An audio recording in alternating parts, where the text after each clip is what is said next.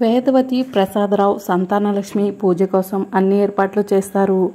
ఇక పూజ కోసం గెస్టులందరూ వస్తుంటే రండి రండి కూర్చోండి అని చెప్పి వేదవతి ప్రసాదరావు అందరినీ ఆహ్వానిస్తూ ఉంటారు. మరోవైపు అవని శ్రీకర్ రెడీ అయి కిందకి వస్తారు. ఏ పూజలోనైనా ముందు మీరే ఉంటారు అని చెప్పి వేదవతి అంటూ ఉంటుంది.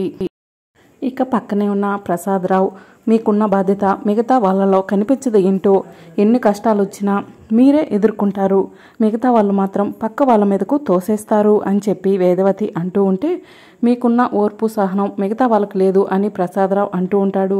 మీరే మాకు మార్గదర్శకాలు, భార్యాభర్త ఎలా ఉండాలంటే ఆ దేవుళ్ళను చూసి నేర్చుకోమంటారు, కానీ ప్రత్యక్షంగా మా ఎదురుగా ఉన్న మిమ్మల్ని చూసి నేర్చుకుంటే చాలు అని శ్రీకర్ అంటూ ఉంటే ముక్కుపోటుగా పూజలు చేయడం వేరు, అమ్మవారిని మనసులో అనుకుని భక్తిగా ధ్యానించడం వేరత్తయ్య, అది మీ నుంచే నేను నేర్చుకున్నాను అని చెప్పి అవని అంటూ ఉంటే అందుకే ఏ సమస్య వచ్చినా కూడా ధైర్యంగా ఎదుర్కొంటావు అవని అని చెప్పి వేదవతి అంటూ ఉంటుంది. ముగ్గురు కొడుకులు ముగ్గురు కోడళ్ళు సమానమైనా సరే ముందుగా మీకు సంతానం పుడితే వాళ్ళు మన పెంపకంలో పెరిగి మంచి అనుగుణాల్లో నేర్చుకుంటారని, మీకు ముందు సంతానం పుట్టాలని నాలో చిన్న స్వార్థం అని చెప్పి వేదవతి చెప్తూ ఉంటుంది. అదృష్టం బాగుండి ఆడపిల్ల పుడితే వేదవతి నుండి అసలైన ఆచారాలని అందుకుంటుందని నాకు అనిపిస్తుందిరా, ఎందుకంటే నిహారిక మీద నాకు ఆశలు సన్నగిలుతున్నాయమ్మా అని చెప్పి ప్రసాదరావు అంటూ ఉంటాడు. మనం ఎన్ననుకున్నా ఆ దేవుడు రాసిన రాత ఒకటి ఉంటుంది కదండి అని చెప్పి వేదవతి అంటూ ఉంటుంది. మీరు మాపై చూపించే అభిమానం అంతా కూడా మాకు మంచి జరుగుతుందన్న నమ్మకం ఉందత్తయ్య అని చెప్పి అవని అంటూ ఉంటుంది. అంతా అమ్మవారి ఆశీర్వాదం అని చెప్పి వేదవతి అంటూ ఉంటుంది. ఇంతలో పంతులు గారు వచ్చి నమస్కారం అమ్మ అని అంటూ ఉంటారు. రండి పంతులు గారు, రథానికి సంబంధించిన అన్ని సామాన్లు కూడా తెప్పించాము, అన్ని కరెక్ట్గా ఉన్నాయో లేవో ఒకసారి చూడండి అని చెప్పి వేదవతి పంతులు గారికి చెప్తూ ఉంటుంది. వసంత వదిన పెద్దిరాజు అన్నయ్య కూడా ఉంటే బాగుండేది అని చెప్పి అవని అంటూ ఉంటే కావ్య కూడా ఇంకా నెల తప్పలేదు కదమ్మా, వాళ్ళ ఇంట్లో కూడా ఇదే రథాన్ని జరిపిస్తున్నారంట, ఇందాకలే ఫోన్ చేశాను అని చెప్పి వేదవతి చెప్తూ ఉంటుంది. అవును సుజాత ఏంటమ్మా ఇంకా రాలేదు అని చెప్పి ప్రసాదరావు అడుగుతుంటే అక్క బయలుదేరిందంట మామయ్య, వస్తుంది అని చెప్పి అవని అంటుంటుంది. ఇంకా సుజాత ఆటోలో కూర్చుని జంగాల స్వామి చెప్పిన మాటలను గుర్తు తెచ్చుకుని ఆలోచిస్తూ బాధపడుతూ ఉంటుంది. ఆ ఇంట్లో ఉన్న ముగ్గురు కోడల్లో నా చెల్లెలే చాలా మంచిది, నా చెల్లెలకి సంతానలక్ష్మి అనుగ్రహం వల్ల సంతానం పుడితే గనక ఎలాంటి కష్టాలు ఎదుర్కొంటుందో ఏంటో, అందుకే అవనికి సంతానాన్ని కనొద్దని చెప్పాలి అని చెప్పి సుజాత మనసులో అనుకుంటూ ఉంటుంది. ఇక మరోవైపు లావణ్య సంతానలక్ష్మి రథం కోసం రెడీ అవుతూ ఉంటుంది. ఇక్కడ నువ్వు సినిమా హీరోయిన్లా రెడీ అవ్వటం కాదు, కింద నీ పర్ఫార్మెన్స్ సూపర్గా ఉండాలి అని చెప్పి రాధాకృష్ణ చెప్తూ ఉంటాడు.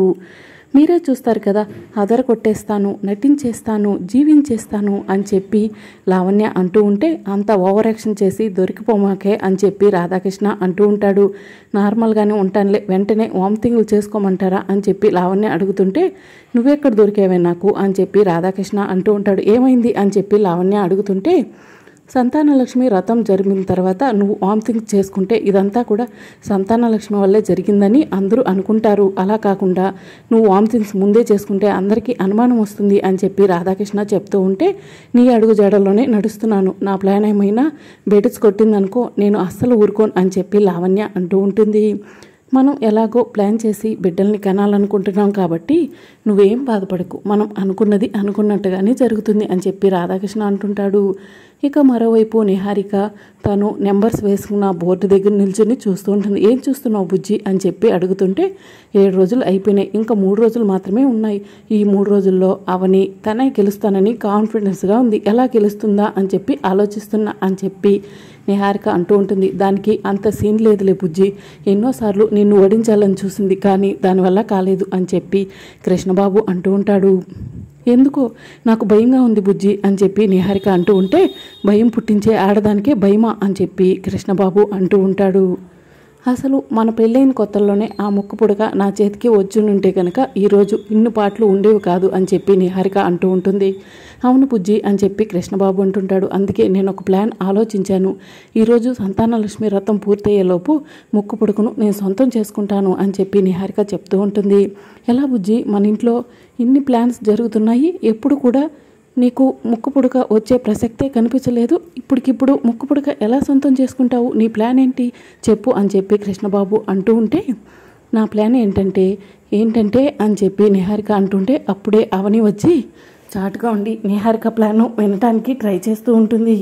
నీకు కూడా చెప్పను బుజ్జి, సస్పెన్స్. నువ్వు కూడా అందరితో పాటు వ్రతంలోనే నేను ముక్కు పొడగని ఎలా సొంతం చేసుకుంటానో చూద్దు కానీ. అవును, వ్రతానికి టైం అవుతుంది, అందరు కూడా కిందకు వచ్చింటారు, పద వెళ్దాం అని చెప్పి నిహారిక కృష్ణబాబు కిందకు వెళ్తారు. నిహారిక ప్లాన్ ఏమై ఉంటుంది? ఇంత కాన్ఫిడెన్స్గా ముక్కు పొడకను సొంతం చేసుకుంటుంది. ఎలా సొంతం చేసుకుంటుంది అమ్మ అన్నపూర్ణాదేవి? ఆ నిహారిక కుట్ర ఫలించకుండా నువ్వే చూడాలి అని చెప్పి అవని అమ్మవారికి నమస్కారం చేసుకుంటుంది. ఇక మరోవైపు వేదవతి ఇంటికి గెస్ట్లు వస్తూ ఉంటే రండి రండి అని చెప్పి వేదవతి అంటూ ఉంటుంది. ముగ్గురు కొడుకులకి పెళ్ళై చాలా సంవత్సరాలైంది, కానీ ఒక్కరికి కూడా ఇంతవరకు సంతానం కలగలేదు అని చెప్పి వచ్చిన గెస్ట్లు అంటూ ఉంటారు.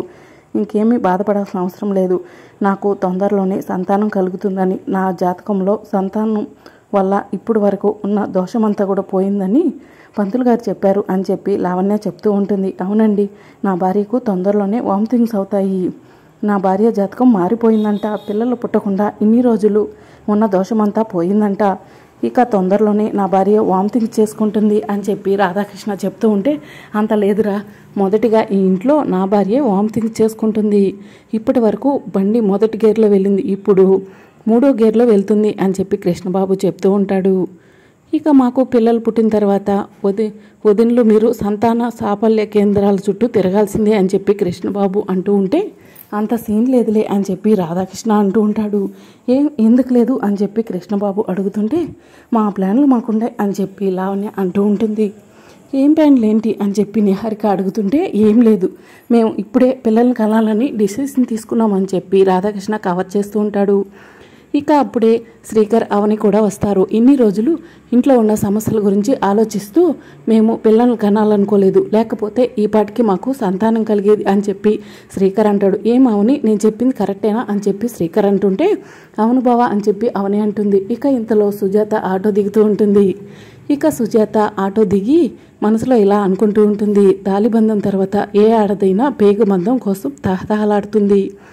కొన్ని సమస్యల వల్ల నువ్వు ఇన్ని రోజులు పేగుబంధానికి దూరమయ్యావు, ఇప్పుడు అన్ని సమస్యలు కూడా తీరిపోయాయి, ఇప్పుడు నువ్వు సంతానాన్ని కని సంతోషంగా ఉంటావనుకుంటే ఆయన చెప్పిన మాటలు పదే పదే గుర్తుకొస్తున్నాయి, నాకు బాధగా ఉంటుంది, నిన్ను సంతానం కనొద్దని ఒక అక్కగా నేను నీకు చెప్పడం చాలా బాధగా ఉంది, కానీ నేను నీకు చెప్పక తప్పలేదు, నన్ను క్షమించావని అని చెప్పి సుజాత మనసులో అనుకుంటూ ఉంటుంది.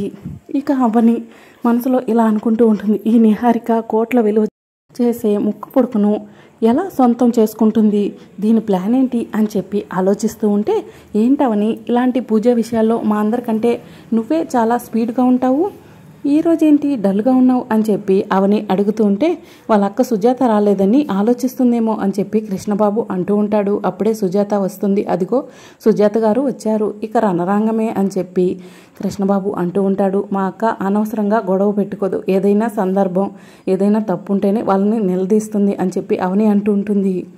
సుజాతను మనమే సంతానలక్ష్మి వ్రతానికి రమ్మని పిలిచాము, ఇలా అవమానించడం కరెక్ట్ కాదు, అవని చెప్పిన విధంగా సుజాత ఏదైనా సందర్భం ఉంటేనే గొడవ చేస్తుంది అని చెప్పి వేదవతి చెప్తూ ఉంటుంది. ఏంటమ్మా, మనం పిలిస్తేనే వస్తుందా, పేపర్ వాడు పాలవాడు వచ్చినట్టు రోజుకు ఒకసారైనా మన ఇంటికి వస్తుంది కదా అని చెప్పి కృష్ణబాబు అంటూ ఉంటే, మా మేనకోడలు మా ఇంటికి రావడానికి సమయం సందర్భం కావాలరా, ఈ సంతానలక్ష్మి పూజ అయినా ఎటువంటి గొడవ జరగకుండా జరిగేలా చూడండి అని చెప్పి ప్రసాదరావు అంటూ ఉంటాడు. అమ్మ, పూజకు టైం అయింది, అందరూ కూడా వచ్చి కూర్చోండి, పూజా సామాన్లు బ్లౌజ్ పీసులు కనిపించట్లేదు అని చెప్పి పంతులు గారు అంటూ ఉంటే, నేను ఇప్పుడే వెళ్ళి తీసుకొస్తాను అని చెప్పి అవని లోపలికి వెళ్తుంది. ఇక అప్పుడే వేదవతి, అమ్మ సుజాత ఏంటి అలా ఉన్నావు, నరసింహ సౌమ్య ఎలా ఉన్నారు అని చెప్పి అడుగుతుంటే, బాగానే ఉన్నారు అత్తయ్య, ఇప్పుడే వస్తాను నేను కూడా అని చెప్పి సుజాత అవని వెనకే వెళ్తుంది. ఏదో జరిగింది, సుజాత ఎందుకో డల్గా ఉంది అని చెప్పి ప్రసాదరావు అంటూ ఉంటాడు. నేను కూడా ఇప్పుడే వస్తాను అని చెప్పి నిహారిక పక్కకు వెళ్తుంది. ఇక వచ్చిన ముత్తైదులు ఇద్దరు కూడా నిహారిక వెనకే పక్కకు వెళ్తారు. నేను చెప్పింది గుర్తుంది కదా, చెప్పిన విధంగా చేయండి అని చెప్పి నిహారిక చెప్తూ ఉంటే, మీ ప్లాన్ మీరు చెప్పిన విధంగా చేస్తాను, ఆ తర్వాత మాకు ఎక్కువ డబ్బులు ఇవ్వాలి అని చెప్పి వాళ్ళు అంటూ ఉంటే, మిమ్మల్ని సాటిస్ఫై చేసే బాధ్యత నాది అని చెప్పి నిహారిక చెప్తూ ఉంటుంది. సరే అమ్మ, మేము లోపలికి వెళ్తున్నాం అని చెప్పి వచ్చిన ముత్తైదులు లోపలికి వెళ్తారు. ఇక ఎటువంటి కాంపిటీషన్ లేకుండా ఎలాగైనా సరే ముక్కు పుడక నా సొంతం అవుతుంది అని చెప్పి నిహారిక మనసులో అనుకుంటూ ఉంటుంది. ఇక అవని బ్లౌజ్ పీసెస్ గాజులు ప్లేట్లో సర్దుతూ ఉంటే అవని అని చెప్పి సుజాత పిలుస్తూ ఉంటుంది. ఏంటక్క అని అవని అడుగుతుంది.